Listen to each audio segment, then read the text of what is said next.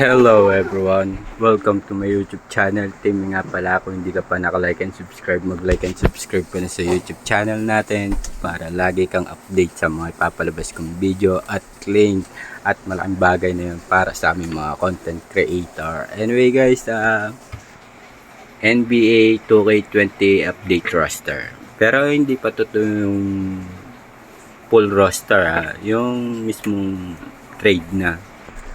May mga ipapakita ako sa inyo mga magugustuhan nyo lang. Kung gusto nyo lang. Okay, check natin.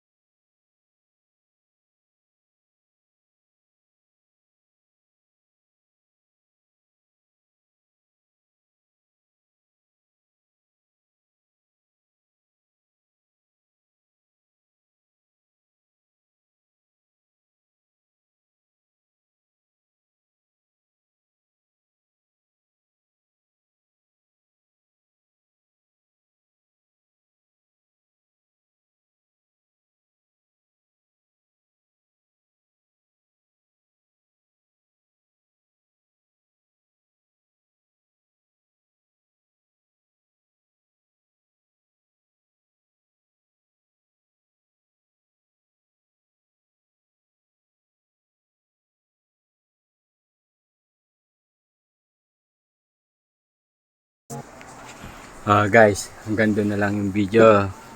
Ipapakita ko na rin pala yung hanggang doon na lang pala yung MC natin. Anyway guys, nag-enjoy ba kayo na pinakita ko sa inyo yung MC? Anyway guys, papakita ko sa inyo yung mga yung mga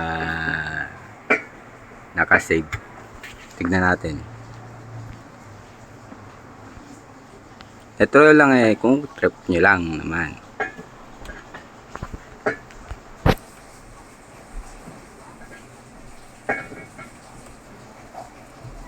Ayan. Meron tayong 2K college team, 2K26 recolor, tapos default, final roster 23, 22, 24, 20, normal shirts, 14 final roster, 2K Slam Dunk X Kuroko, 2K PBA X NCAA X UAP, 2K PBA Update, 2K FIBA Paris, 2K Europe League, 2K all-time greats. Yan lang guys ang mga naka-update natin ngayon. Anyway guys, papasalamat ako sa lahat ng mga followers natin at mga subscribers natin. Sana maabot natin ang 300 subscribers sa ating YouTube channel. Okay guys, hanggang dito na lang ang video natin. At ingat always, God bless you. At kung lalabas man kayo, huwag na kayong lumabas dahil may bagyo tayo ngayon. Okay guys, anyway guys, paalala ko lang sa inyo, ang NBA 2K20 na pinasilip ko sa inyo ay hindi full update trade roster, okay? Pero naglalabas pa rin ako ng mga trade roster na sumasabay pa rin tayo naman. Siyempre, wala naman doon sa page natin yung NBA na yun, na NBA 2K20 full trade. Siyempre, nasa kabilang account natin yon at binabahagi ko lang sa inyo. Okay guys? Anyway guys, hanggang dito na lang ang video natin at nagpapasalamat ulit ako sa mga lahat ng mga sumusuporta sa akin at sa mga laging nag-aabang ng mga Anyway guys, maglalabas ulit tayo ng mga tutorial about sa Game Fusion at syempre wala pa akong ganong sim na extra para magawa ko ng tutorial yung WeChat natin. Okay guys? Sayang kasi dahil wala yung pinaka-video ko sa WeChat na-copyright tayo doon. Pero wag kayong mag-alala. Dahil madali lang gumawa ng WeChat at medyo kabisado ko naman yun. Kahit hindi tayo, syempre nag-aral. Hindi tayo programming or IT. Syempre, ginagaya lang din natin yung mga nasa DIY. Okay guys, hanggang dito na lang ang video natin. At magpapasalamat nga pala ako sa lahat ng followers natin at sa mga subscribers natin. Sana maabot natin yung 300 subscribers sa YouTube channel natin guys. Okay, always be careful guys. I love you. Bye bye.